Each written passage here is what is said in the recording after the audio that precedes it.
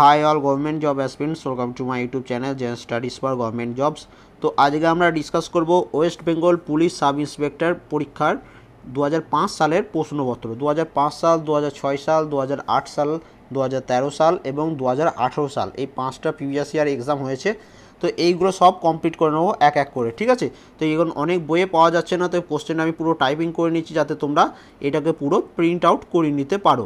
তো এই ভিডিওটা একটু দেখে নাও, তারপরে পিডিএফটা আমি আমাদের টেলিগ্রাম চ্যানেলে এবং আমাদের ওয়েবসাইট দু জায়গাতেই পোস্ট করে দেবো, তোমাদের যাদের যেখান থেকে দরকার ডাউনলোড করে নেবে, ঠিক আছে।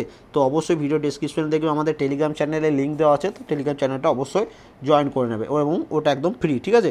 তো ম্যাথের অ্যান্সারগুলো আমি বলছি না, পিডিএফটা যখন পোস্ট করব ম্যাথের অ্যান্সারগুলো আমি এর মধ্যে মার্ক করে দিয়ে পোস্ট করে দেবো। এখন শুধু জিকে যে প্রশ্নগুলো এসেছিলো সেইগুলো আমি একটু তোমাদের অ্যান্সারগুলো বলে দিচ্ছি, ঠিক আছে।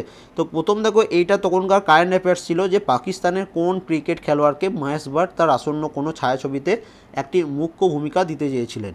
তো এইটার অ্যান্সার হচ্ছে শোয়েব আখতার, এটা তখনকার কারেন্ট অ্যাফেয়ার্স ছিল। নেক্সট দেখো, এটা খুব ইম্পর্টেন্ট, টাইটানিক সিনেমার my heart will go on গানের গায়িকা কে ছিলেন, এই গানটা কে গেয়েছিলেন? তো এটা গেয়েছিলেন সেলিনা ডিয়ান, অপশন সি হচ্ছে এটার অ্যান্সার। নেক্সট দেখো 6 নম্বর প্রশ্ন, লোকসভায় উপস্থিত কোনো বিলকে অর্থ বিল হিসাবে সার্টিফিকেট প্রদান করেন কে?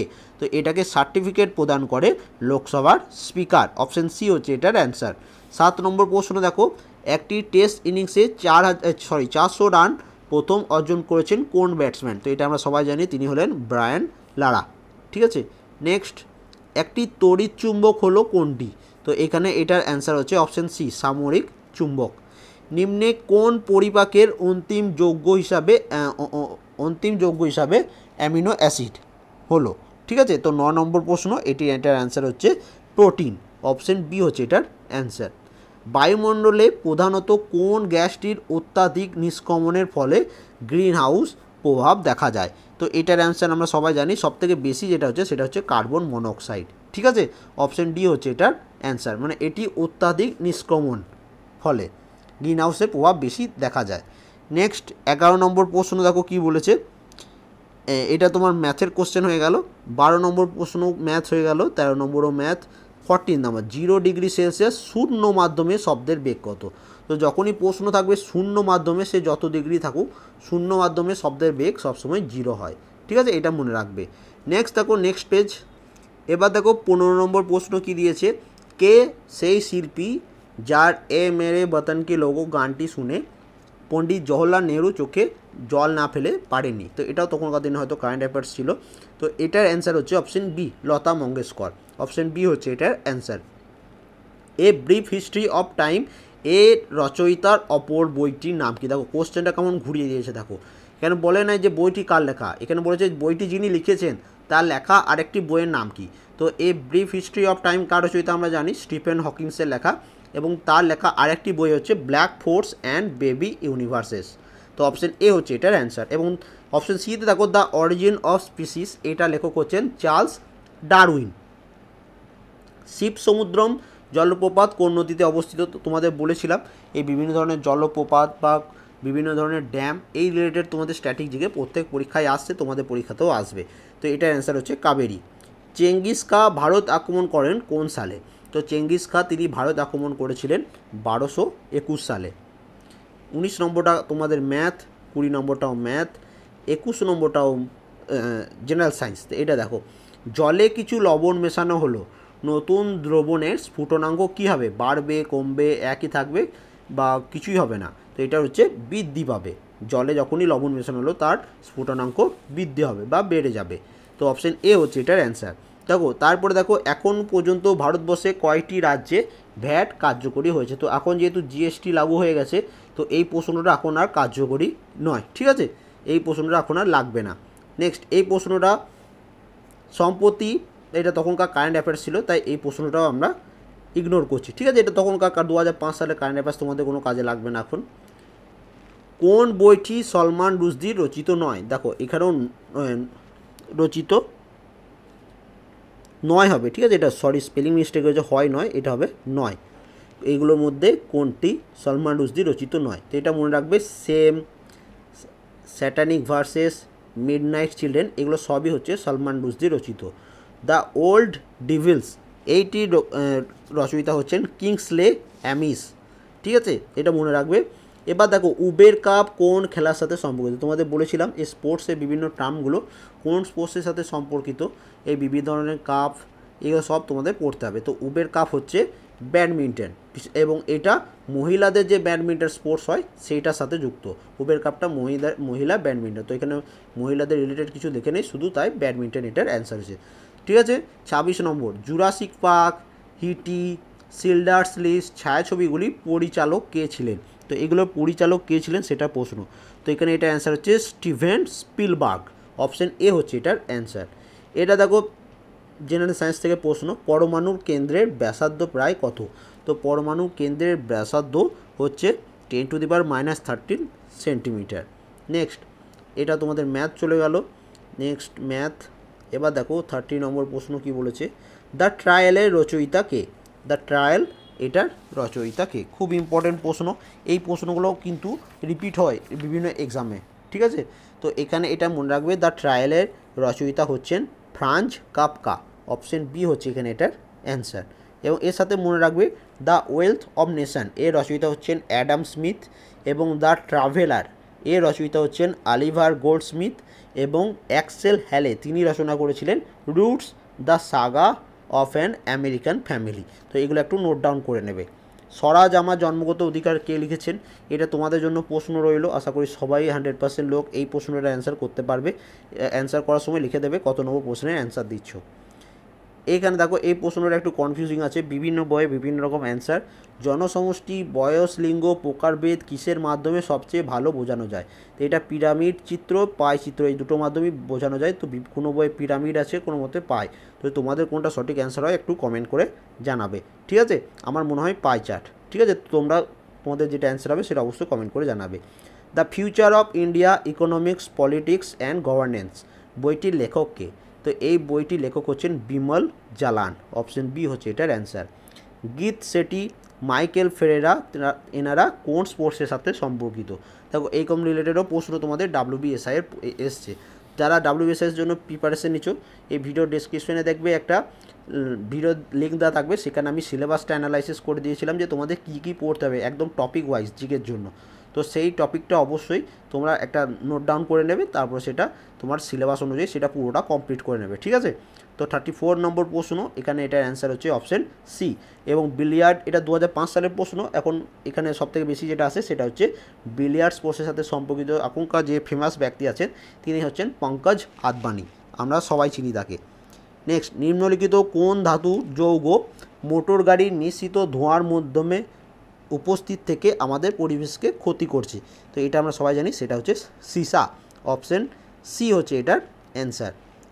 এটা হচ্ছে ম্যাথ, এটা আমরা ইগনোর করলাম। এবার দেখো ভারত ইউনিয়ন গঠিত হয় কর? তো ভারতে বর্তমানে এখন আর 29টি রাজ্য নেই, আমরা সবাই জেনে গেছি। তো ভারতে বর্তমানে টোটাল রাজ্য হচ্ছে 28টি, এবং ইউনিয়ন টেরিটরি কতগুলো হয়ে গেছে?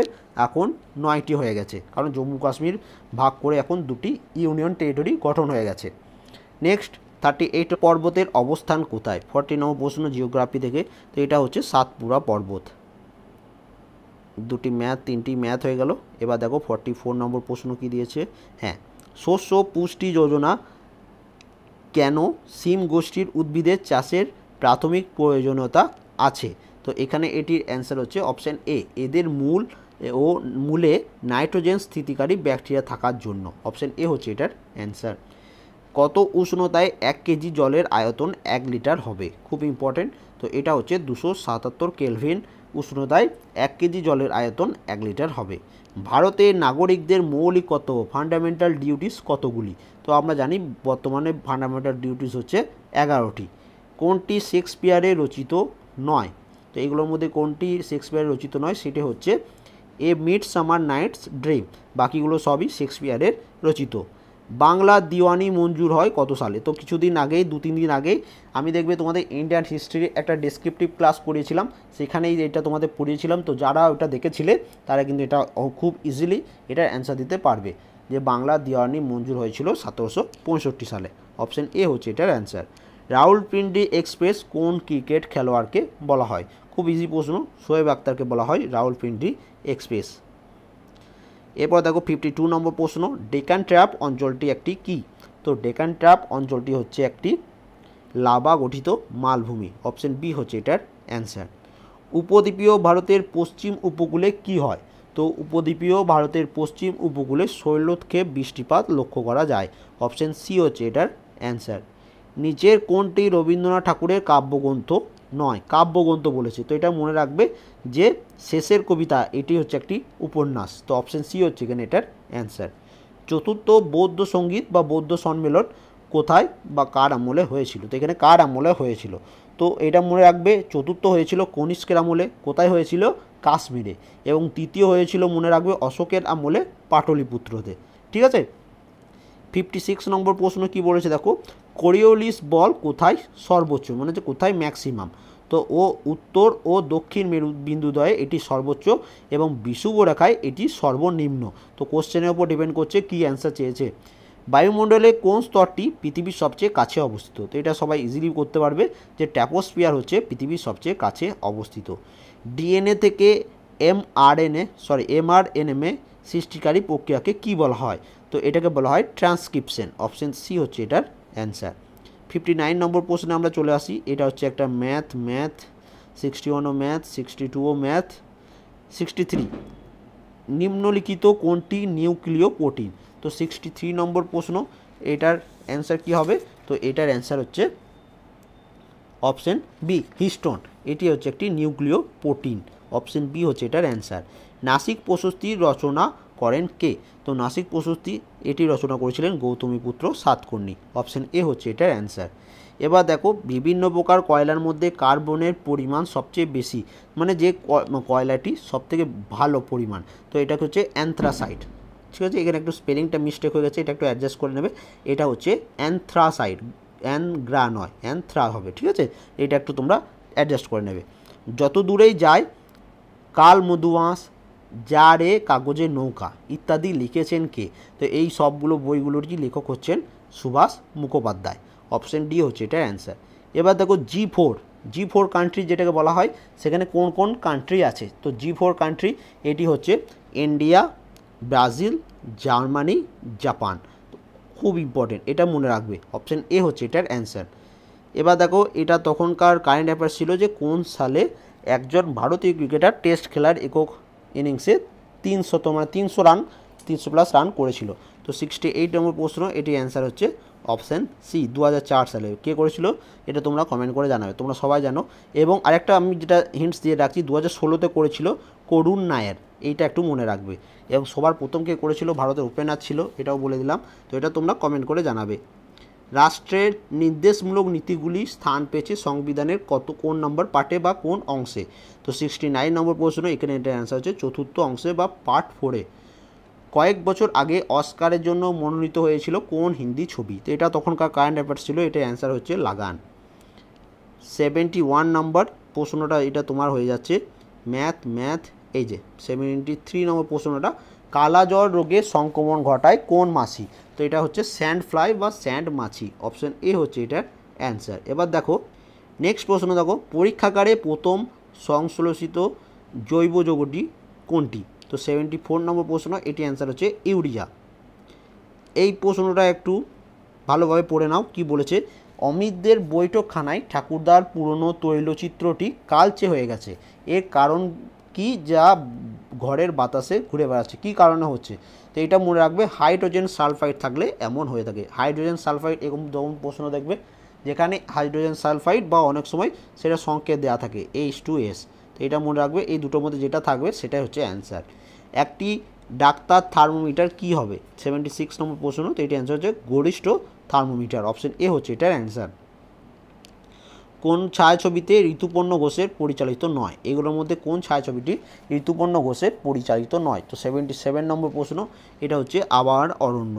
নেক্সট, মোহনবাগান 1911 সালে IFA শিল্ড জয়ী হয় কোন দলকে পরাজিত করে?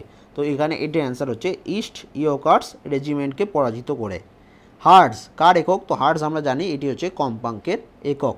পণ্ডিত বিরজু মহারাজ কোন ধরনের নাচের শিল্পী? তো এটা আমরা সবাই জানি যে তিনি একজন কথক ড্যান্সার নাম করা।